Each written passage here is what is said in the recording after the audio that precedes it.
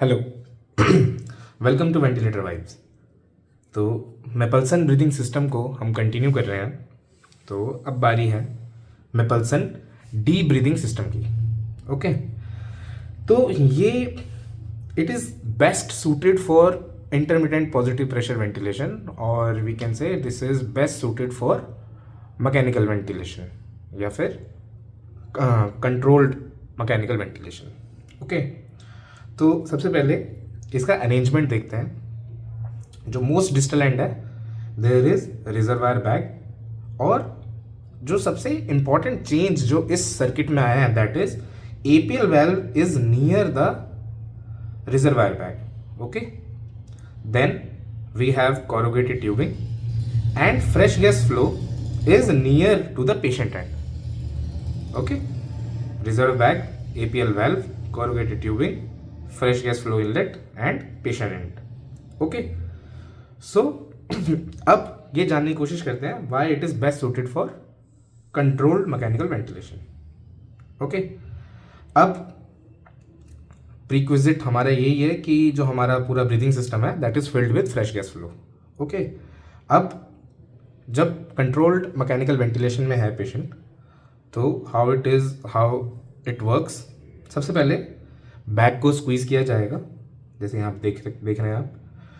अब पूरी जो फ्रेश गैस फ्लो है that comes to the patient and patient receive the fresh gas, patient inhaled fresh gas. Okay, अब इसमें क्या हुआ, APL valve remain close most of the time. ठीक है, सो तो there is minimal and no loss of fresh gas and patient receive the fresh gas flow. Now what happens during expiration is patient exhales CO2 rich gas as you can see, and this gas, ये जो पूरी CO2 rich gas है, it travels away from the patient. Okay, it travels away from the patient towards the corrugated tubing and the reservoir bag. Okay, whenever, अब यहाँ पे जब कभी भी excess gas होगी that is vented out through this APL valve. क्यों? क्योंकि APL valve जो है वो पेशेंट एंड से काफ़ी दूर है। ओके, अब नेक्स्ट ब्रेथ में क्या होगा, जैसे ही बैग स्क्वीज होगा तो सिर्फ और सिर्फ फ्रेश गैस ही आएगी और पेशेंट फ्रेश गैस को इनहेल करेगा। तो during expiration what happens is there is efficient removal of CO2 rich gas and that leads to minimal rebreathing. सिर्फ और सिर्फ इसी कारण की वजह से this is best suited for intermediate positive pressure ventilation. Okay,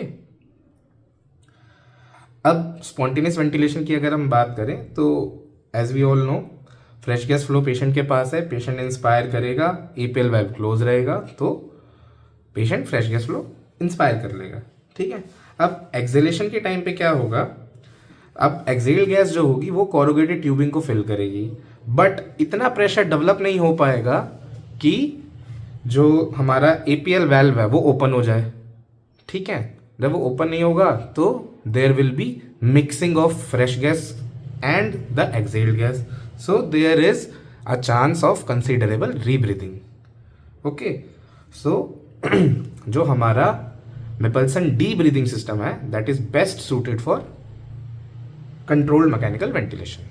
ठीक है, अब डी का एक बहुत यूनिवर्सल एक्सेप्टेड मॉडल है या मॉडिफिकेशन है that is called Bains circuit and it is a coaxial modification of Mapleson D breathing system. ठीक है, अब समझते हैं कोएक्सियल मतलब there is a tube within the tube.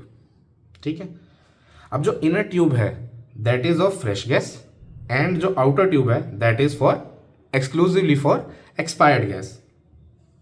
अब जो सर्किट है उसका अरेंजमेंट हूबहू मेपल्सन डी जैसा है, देखते हैं। देखो, डिस्टल एंड में सबसे पहले रिजर्वायर बैग है, रिजर्वायर बैग के पास आपका एपीएल वेल्व है।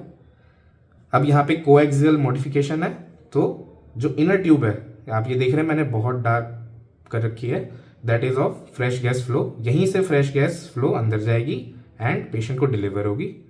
और ये जो आउटर ट्यूब है कोरुगेटेड ट्यूबिंग, इसके अंदर एक्सपायर्ड गैस ट्रेवल करेगी. Okay, and this is Bain's circuit, the coaxial modification of Mapleson D breathing system. इसका सारा फंक्शन बिल्कुल मिपल्सन डी जैसा ही है, इंक्लूडिंग चाहे वो मैकेनिकल वेंटिलेशन की बात हो या फिर स्पॉन्टेनियस की. ठीक है, अब जो मेन बेसिक डिफरेंसेस हैं मिपल्सन डी में और बेन्स सर्किट में वो ये है, सबसे पहले फ्रेश गैस की जो एंट्री है वो बिल्कुल डिफरेंट हो गई है इनर ट्यूब की वजह से. ठीक है, अब जब फ्रेश गैस पेशेंट को जा रही है मिपल्सन ये बेन्स सर्किट से पहले, उसमें हीट एंड मॉइस्चर एक्सचेंज बहुत अच्छे से नहीं हो रहा था. इसके अंदर वो पॉसिबिलिटी भी, वो भी पॉसिबल हो गया है. क्यों? क्योंकि इनर ट्यूब के अंदर फ्रेश गैस है. ठीक है, जैसे कि आप यहाँ देखो, इनर ट्यूब में फ्रेश गैस है और आउटर ट्यूब में एक्सपायर्ड गैस है. तो ये जो एक्सपायर्ड गैस है ये provide good heat and moisture exchange between the fresh gas flow and the expired gas. और जो बेन्स सर्किट है that is light weight and low resistance. अब इतनी सारी अच्छी बातें हैं तो एक रिस्क भी है इसमें. क्या है वो रिस्क?